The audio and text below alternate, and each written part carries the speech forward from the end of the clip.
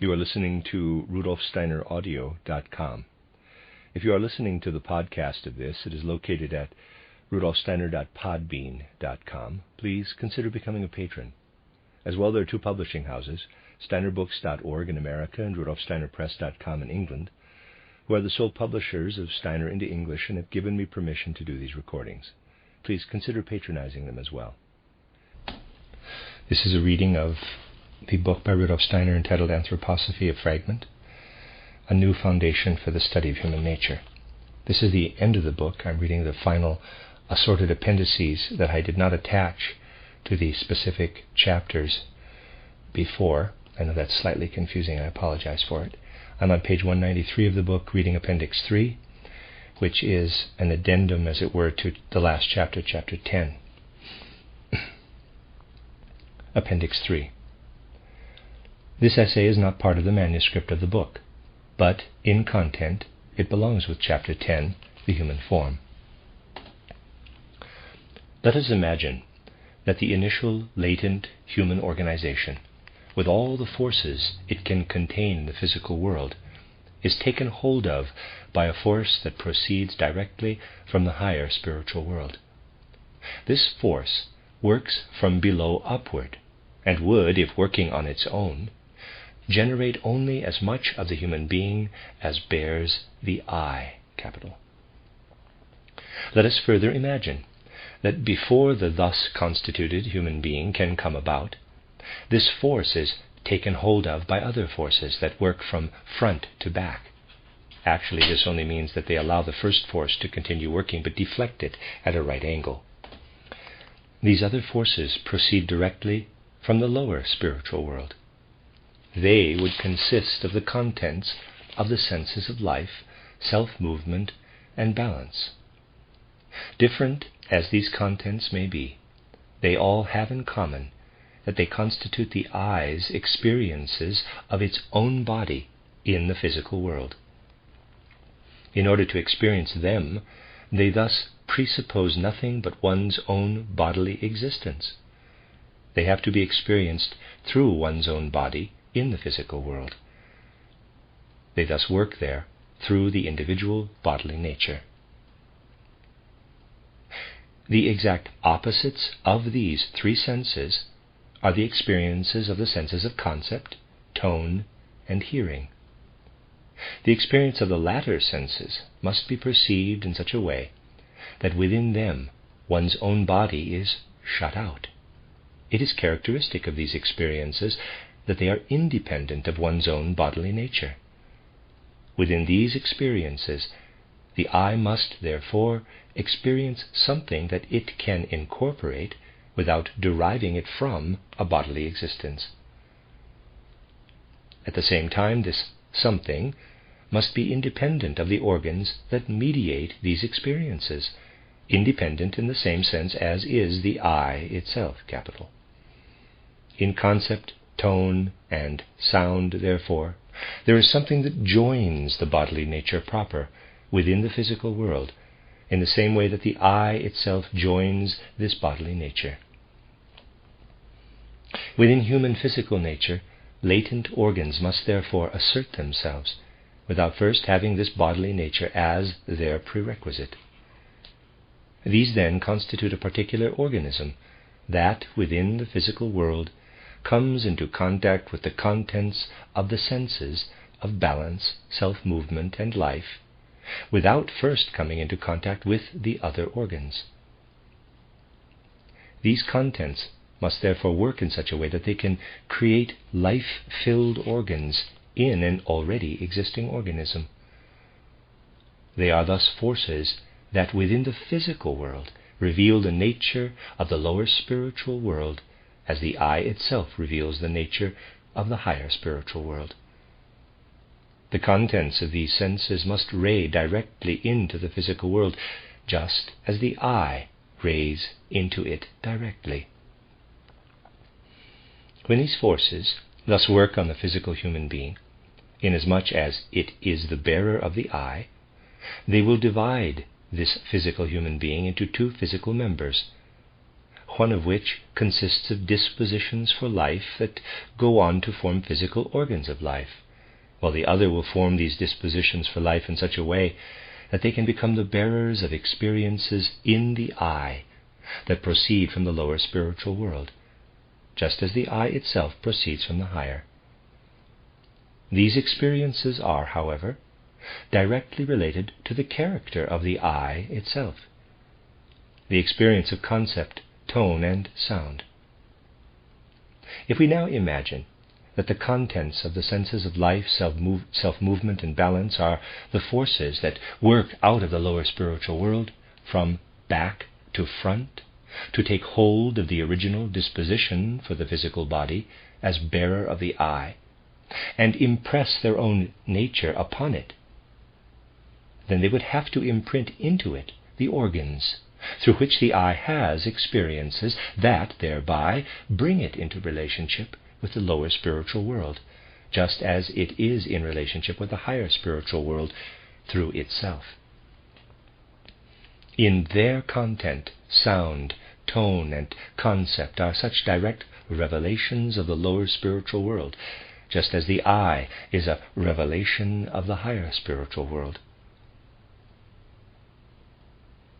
Let it now be further imagined that the original disposition for I of the physical human being is not something at rest within itself, but striving from below upward. Then this disposition would be further fashioned by the content lying in the senses of life, balance, and self-movement into the experiences of sound, tone, and concept, through being taken hold of by these contents and being permeated by them in the direction from back to front. If it is assumed that this physical human disposition, thus transformed, were then to be taken hold of from right to left by the contents of the senses of sight, taste, smell, warmth, and hearing, then these, obviously, could not act on the disposition if no corresponding dispositions for these senses were present. However, substance itself could, in a way, impinge on this disposition in latent organs, which, through the contents of the senses of balance, self-movement, and life, would otherwise develop into organs for concept, tone, and sound. The disposition would thereby turn into those organs that experience the outer effect of substance in themselves. This is possible in the physical world only when organs of life exist. Now it is clear that the processes of breathing, warming, and nourishing are possible only through already existing organs of life. In contrast, the processes of secreting, maintaining, growing, and generating call forth I experiences in the physical world that are not influenced by outer processes of this physical world. To the extent that these life processes reveal themselves in the senses of life, self-movement, and balance, they only presuppose inner organs of life. Life organs thus exist that incorporate into the I without influence from outer substance, just as concept, tone, and sound incorporate themselves into the I from the physical world. For the experience of the senses of warmth, sight, and taste, outer substances must exist from which the I disengages its experience. Thus life processes exist that are only sensed inwardly, and experiences of warmth, sight, and taste are incorporated into the I as sensations disengaged from the outer substances. Let it now be assumed that the I, as it lives in the physical world, were to be related to the astral world in the same way that it is related to the higher spiritual world through itself, and to the lower spiritual world through concept, tone, and sound. This can be the case only if it were to have inner life processes within itself that are enkindled by other life processes in such a way that a corresponding outer life process would stimulate an inner life process. It then suffices to recognize generating, growing, maintaining, and secreting as those life processes that can also be stimulated from outside, and breathing, warming, and nourishing as those that can also be stimulated from within. However, at the same time, it would have to be assumed that inner breathing, warming, and nourishing are associated with processes that stimulate processes directly in the eye from the outer world, just as sound, tone, and concept incorporate them directly into the eye. That means the disposition for eye must be affected by the astral world in a way that disengages life processes from life processes, in the same sense that the eye disengages sound, tone, and concept, and indeed eye perception from itself.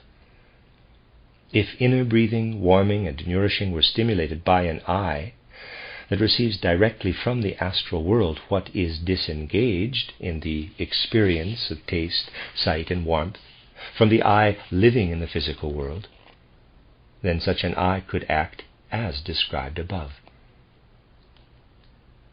The physical human being would therefore have to encounter an eye from the astral world that by its nature does not exist outside of the experience of taste, sight, and warmth. Organs for their perception are needed first, but rather in its nature would itself be inside these experiences. Experiences of taste, sight, and warmth would have to be imagined, not in the manner of dead matter, but as being ensouled by this eye that is related to the higher and lower spiritual worlds.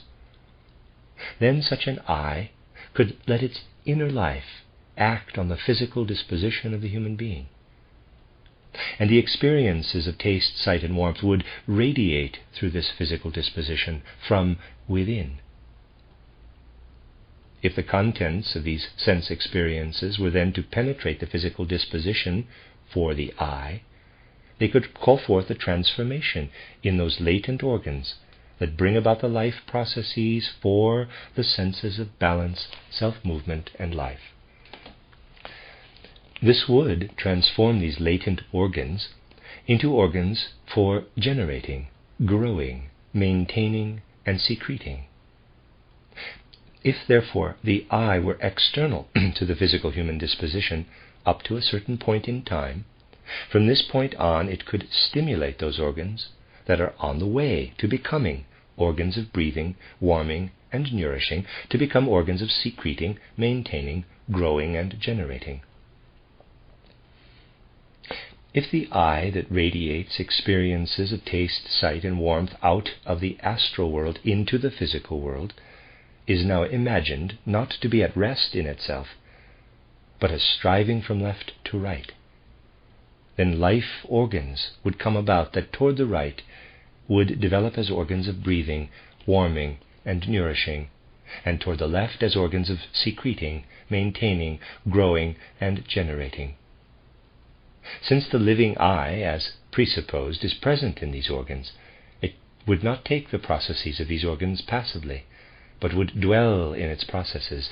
These would simultaneously be eye experiences. The approach of substance from the left in the organs of nourishing would correspond to maintaining from the right. Warming from the left would correspond to growing from the right. Breathing from the left with generating, which would be exhalation in this case, from the right. Secreting would hold substance in balance from both sides. The reversed processes would have to take place when nourishing, warming, and breathing work from the right, then maintaining, growing, and generating would come about from left to right. Now it is clear that freely hovering experiences of taste, sight, and warmth cannot be present in the physical world to the extent that substance is clearly present, which not only serves breathing, warming, and nourishing, but can be experienced by an eye through mere contact, in pure soul experiences. This is the case when substance itself appears as image sensation, desire and impulses for movement link up with image sensation. Thus, substance can appear only for the sense of smell. Now, when the substance impinging outwardly upon the latent physical human being is inwardly faced with desire, and the impulse to move, simply its impact onto the latent physical human being, can entail an image sensation. When this image then releases, through desire, an inner impulse for movement, then a newly forming breathing organ can be arrested in its formative development. But it can also be led beyond the level of its own forces of formative development. If the impulse for movement is stronger than the desire, it continues to develop into an outer organ of breathing. Footnote: for an alternate version of the rest of this section, beginning with this sentence, see page 201. I will in fact be reading that. I'll tell you when it begins. If the desire is stronger, let me read that again. If the impulse for movement is stronger than the desire, it continues to develop into an outer organ of breathing. If the desire is stronger, then if the desire and the impulse for movement are equally strong, then the image sensation, to which it is subjected on its boundary through the impact of substance, confronts its own original disposition from below upward. However, the I that emanates from the astral world no longer works from below upward, because it characteristically works on the human being only in directions lying in the horizontal plane. Then the only force that can be in an upward direction would be the force that initially worked out of the higher spiritual world, from above downward. And the latent senses and life organs that were formed previously, and were not taken hold of in the movement from right to left and left to right, because through the position they attained prior to the action of the astral I, they could not experience any of this I's influences in the above direction that would have led to their completion. These could only be organs for sound, tone, and concept in the process of formation. These organs would not have been completed by the movement from back to front, because the force working from above downward restrained their completion. Assuming that only the contents of the senses of balance, self-movement, and life are active in the movement indicated here, the only interactions to develop could be between the upward working, latent physical human being and the I itself, working from above downward, and related to the higher spiritual world. Furthermore, between these latent senses and the I, which is related to the lower spiritual world, working from front to back. This latter I could itself then come into interaction with what can be self-experience for the I in the senses of balance, self-movement, and life. Since inner organs are now present in the latent physical human being, so, and at this point the text ends. I'm on page 201 and I'm reading an alternate version of page 200. In other words, of what I just read.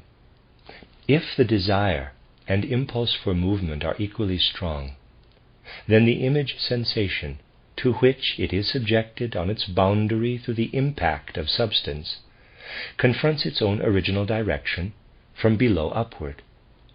What would then come into consideration for the subsequent processes would be the forces of the I related to the higher and lower spiritual worlds and to the astral world. Furthermore, those of the senses of hearing, tone, and concept still in process of formation, which have so far resisted the astral I working in the horizontal plane. Only now do they finally become subject to its influence. They could only develop further through inner life processes that are subjected to the image sensations, desires, and impulses for movement of the I that relates to the astral world in such a way that the completion of the organ occurs up to the limit of what is possible when the movement is completed, or the completion is held back before it has reached this limit. The first would occur if the effect of the eye related to the astral world on the disposition of the physical human being were to be exhausted in the very moment that the movement from front to back ceases. The second would occur if the effect of this eye persists after the completion of the movement.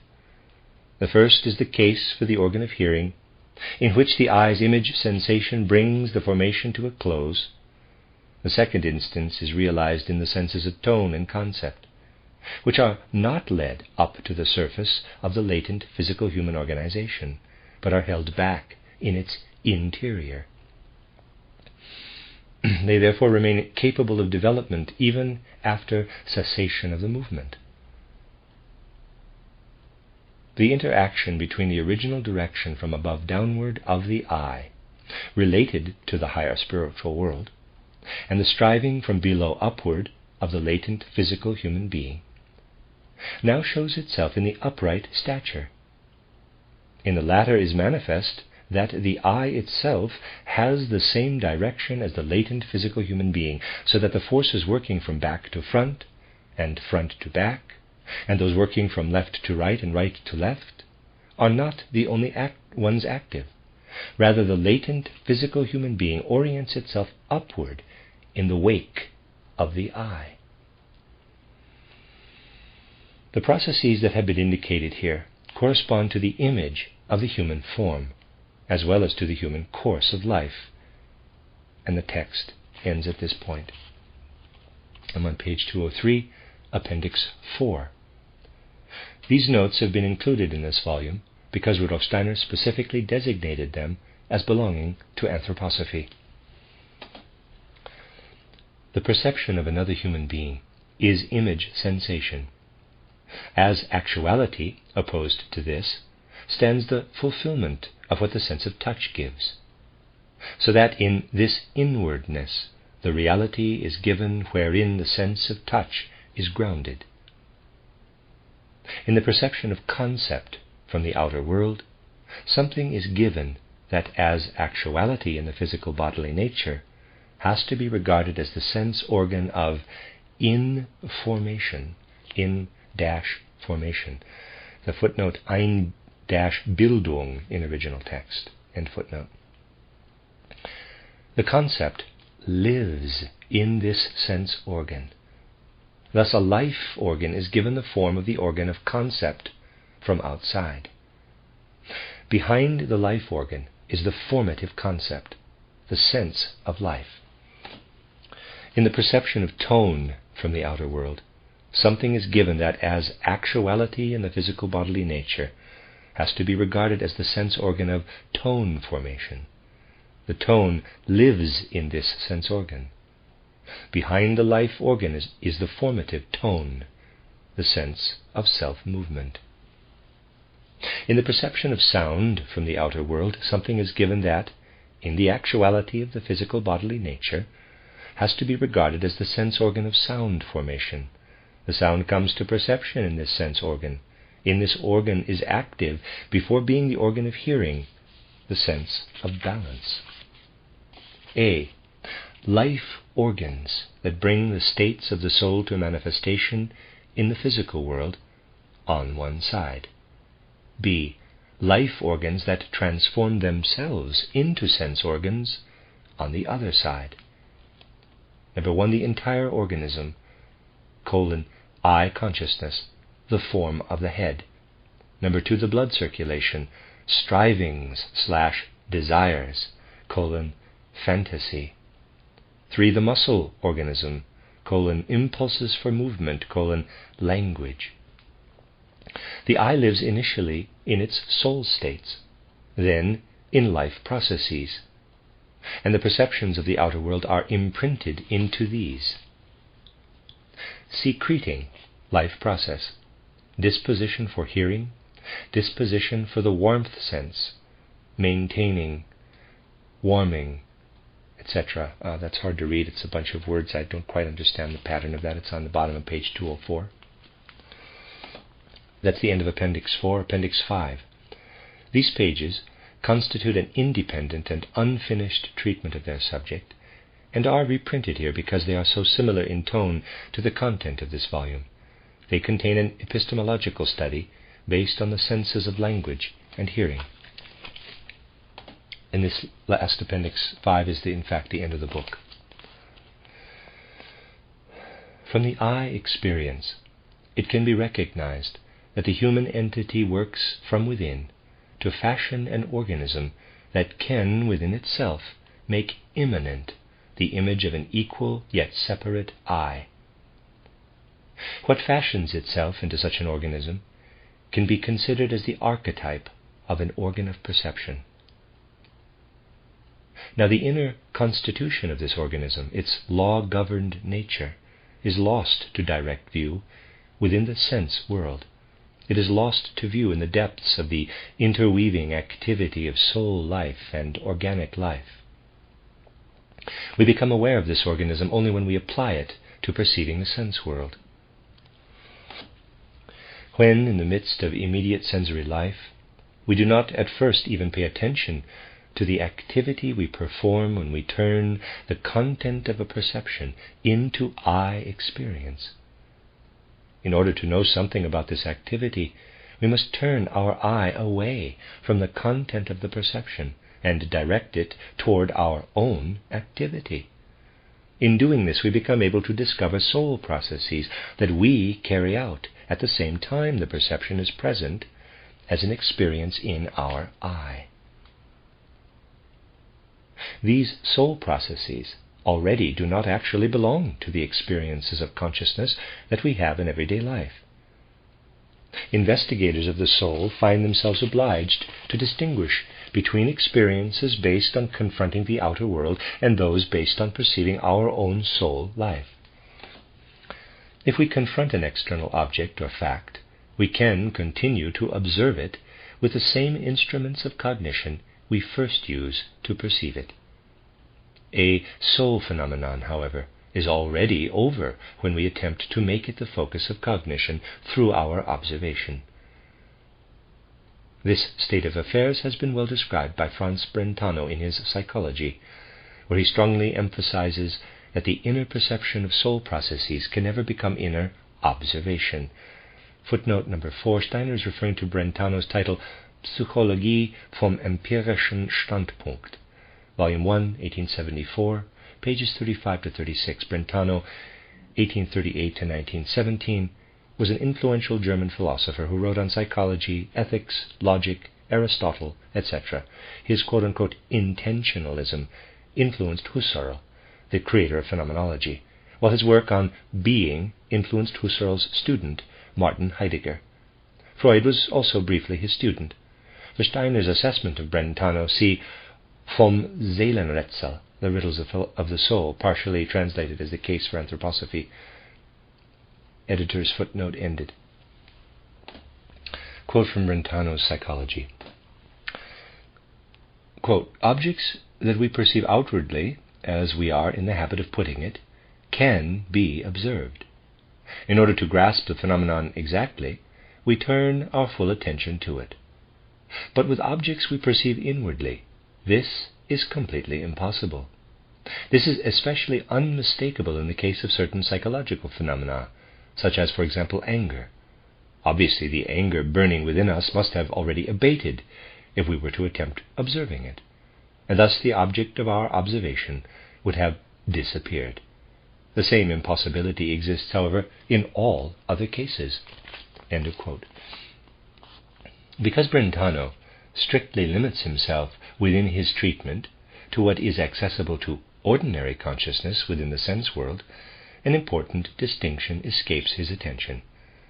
The distinction between the perception of soul phenomena that occur due to perceptions of the outer world and those that are fused into these perceptions of the outer world. Within the sense world, we can perceive the joy or sorrow we may have due to certain perceptions, but not the soul processes that run their course while our eye is fully given over to perceiving the outer world. These soul processes are not present before perception occurs, and as soon as the perception is over, they disappear as far as ordinary consciousness is concerned. This is because our ordinary inner perception extends only to soul processes involving inner experiencing that is not wholly given over to the outer world. The soul processes that occur while the I is completely absorbed in an object do not lie in the world in which that object lies. With objects in the sense world, these processes lie in a supersensible world. Perceiving such soul processes becomes possible only when the I makes use of totally different capabilities than the ones available to it in the sense world. The I must be able to direct its cognitive capacity to processes that begin when we focus our attention on a sense object and disappear when this attentiveness ceases. At this point, it should simply be pointed out that this kind of perceiving is possible. To engage in it, the I must totally extricate itself from the realm of the sense world and must be able to contemplate the structure of soul activities that take place while it is absorbed by an outer object in everyday life. The I would have then shifted itself into a supersensible world in which it would perceive the soul activities that otherwise disappear from consciousness. We only want to mention how the taking up of specific soul exercises makes it possible for the I to shift out of its usual experiences. To learn about such soul exercises, see my book titled How to Know Higher Worlds. Perceiving the corresponding soul processes, therefore, belongs to a supersensible world. However, thinking that remains within the sense world must also be able to infer such processes, since the sense world points to them as surely as smoke points to fire, even if we do not see the fire itself. This comparison of Herbart's is quite apt. Footnote 5. Johann Friedrich Herbart, 1776 to 1841, philosopher, psychologist, and educator, complete works in 12 volumes. It has not yet been possible to trace this comparison. Using the same comparison, Rothsteiner also mentions Herbart in titled The Riddles of Philosophy, Anthroposophic Press, Spring Valley, New York, 1973, pages 185 forward. Editor's footnote end. According to what has been said above, it seems that ordinary consciousness, active in the sense world, can at most acknowledge the supersensible world that has been described, but that it must necessarily be denied access to any more precise insight into it. This would indeed be the case, unless something could appear in this realm of consciousness that can present the soul's inner activity and the perception of an object to our awareness at the same time. Precisely what would the nature of this something have to be? Not only would the experience of a perception have to be present within the sense world, but we would also have to be able to turn our attentiveness to this experience in a way that lets us perceive our own activity during the experience. In the domain of sensory experiences, this is possible to a somewhat limited extent in our relationship to our own speaking. However, hearing our own phonetic tones with our ears is not what is meant, because hearing our own phonetic tones differs in no way from hearing the tones of others. It only brings about a sense perception. We must rather turn our attention to the dim consciousness we can have of the movements of our organs of speech when a tone is to be brought forth. If this consciousness were not present, we could never attain the power necessary to produce a particular phonetic tone. What, then, is present in the soul when a phonetic tone is produced? In addition to the tone itself, which belongs to the sense world, an image of the movement of the corresponding organs is present. This image is in no way similar in character to a mental image acquired through outer perception. The latter is more correct the more it coincides with the perception. But the image of how our speech organs move when a tone is uttered cannot coincide with the tone itself. Indeed, a human being may never bring this image to consciousness. Then the self-movements required for speech will simply always be carried out unconsciously. However, deep within the organism of such an unaware speaker, the same thing must be taking place that takes place in someone who penetrates ever deeper into the speech organism, and thus raises the configuration of the organs of phonetic tone up into consciousness in image form. The speaker's knowledge of the latter does not, of course, call into being the reality of what is perceived. What is perceived is a soul process that takes place concurrently with the sensory phenomenon of intonation. In the speech process, this soul process, however, is more or less covered up, because the I is absorbed in the spoken intonation. Under these circumstances, specific exercise is required to turn our attention to our organism's self-movement. Now, perceiving self-movement while speaking is not essentially different from perceiving the self-movement that takes place when we lift a leg or move an arm. But since no tone is voiced in these movements, there can be no question of outer perception. That we may also see our own movements, for example, is of no consequence for what lives in the soul as the perception of self-movement. When we are absorbed in the perception of self-movement, a soul process occurs, like those that must take place concurrently with an outer perception. But with these soul processes, the perception of a process corresponding to outer perception remains at first completely outside our ordinary consciousness. Only a soul process comes to consciousness, what is actually going on in the body, while this soul process is taking place, cannot directly become an object of consciousness. In the sense of what has been presented here, it seems justified to conclude that in the case of outer perceptions, the content of what is perceived becomes conscious, while the corresponding soul processes remain concealed. In the case of the perception of the organism's inner processes, these processes themselves do not become directly evident, but the corresponding soul processes do appear in our consciousness. On the basis of this conclusion, we can gain an idea of the nature of these two types of perceptions. In outer perceptions, the content of the perception rises on the horizon of consciousness, while below this horizon a stimulus that does not rise into consciousness plays upon the human being. This stimulus is of the same type as, for example, the soul process that enters into consciousness in the case of the organism's self-movement. If in the corresponding case, outer sense perception could remain unconscious while the I could absorb itself completely in the inner soul process, the I would have to experience something similar to self-movement. However, in this case, it would find no inner process causing the soul process. Let us take another look at the process of hearing a phonetic tone. Let us, however, imagine that we are listening not to our own speech, but to the speech of another human being.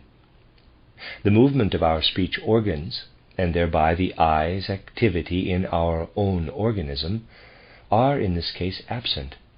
The other's I takes the place of our own. Its activity produces the tone.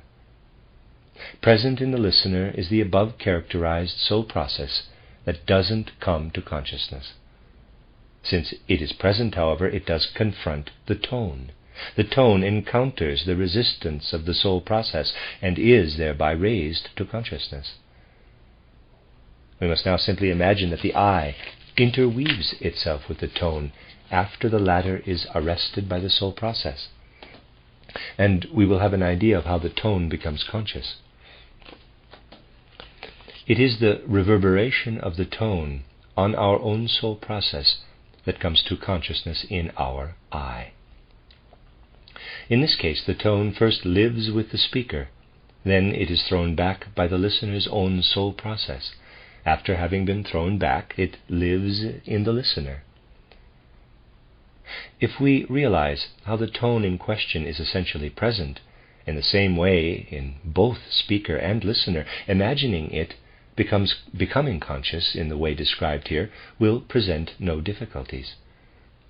And it then seems quite evident that in hearing tone voiced by a speaking human being, the conscious I is present, not within, but outside its own unconscious soul processes, present in tone perception. Let us now compare this to perceiving a sound that proceeds from a lifeless body. The conscious I is interwoven with this sound in exactly the same way it is interwoven with the external tone. It must therefore become conscious in the same way. A soul process must offer resistance to the sound, and the sound captured in this way must then be incorporated into the I. This is what the process looks like when it is compared with the perception of a tone. However, if we look at it from the realm of the sense-perceptive world, scruples arise with regard to such a view. In this world of perception, the starting point of the sound is a body whose parts are in motion in a particular way. We become aware that this movement continues into the air. The air that has been set in motion reaches the ear. As a result of the air's movement beating against the ear and the nerve organism, the sound comes about in the I consciousness. One can now easily arrive at the idea that absolutely nothing is present in the outer world except the movement of the body in question and the movement of the air, and that the sound itself comes about within the soul only as a response to the physical movement. This idea is so tempting that it lives as a belief in many philosophical worldviews. It is then extended to all sense perceptions, so that it is said that sound, light, and so on are present only within the human soul. The world outside it is silent and dark. We should not have unquestioned faith in this idea because of the perception of tone of a speaking human being. In this case, there is no doubt that the tone heard is, in essence, identical to the tone that is spoken. To say that the speaker's tone is carried to the listener by the stream of outer mediators is thus no mere picture, but certainly corresponds to the actual process. In what the listener perceives is a true counterpart of what is present in the outer world, not merely a soul response to a soundless outer process. Here, too, an objection is possible. One could say the following: the speaker causes certain movements of his or her organs of speech, and therefore also of the air. Outside of the speaking being, there is, however, nothing present except these movements in the air. Because of the particular character of these movements, the response that comes about in the listener's soul indeed corresponds to the process through which the speaker produced the movement. This objection, however, is not relevant. The issue here is whether that which is eventually brought about in the I has any reality as such outside of the I. And this is undoubtedly so when a spoken tone is heard. Now, the connection the I makes with a sound that proceeds from a lifeless body is no different from the connection it makes with the tone of a speaking being.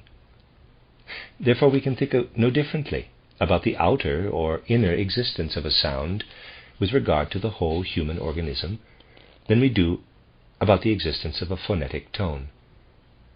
The objective existence of a tone is in the speaker. The listener relates the tone to this speaker. In what way does this happen? Certainly, in that the listener connects the tone with the immediate impression, this tone proceeds from a being of my own kind. If someone were certain of being in a room devoid of other human beings, and if a tone were to emanate from some corner, he or she would obviously not relate the tone to a speaking human being. In addition to the perceptions of tone, other perceptions play a role in bringing about a relation of this kind. Now, these other perceptions are certainly not, for example, the visual perceptions that we receive from the speaker's form, but rather everything that makes us arrive at the judgment. The speaker is a being like myself, and that the cause of the voiced tone lies within this being, as it can similarly lie within myself. The process through which we arrive at this judgment is a very complicated one, and is lost in the multiplicity of experiences through which we come to recognize entities of our own kind in other human beings. When the I finds itself interwoven with a tone, The result of all such experiences is, however, the basis for associating this tone to an entity of our own kind. Arriving at the conclusion that a human being is speaking seems simple to naive consciousness, but is actually the result of very complicated processes. These processes culminate in concurrently perceiving within a tone in which you experience yourself another I.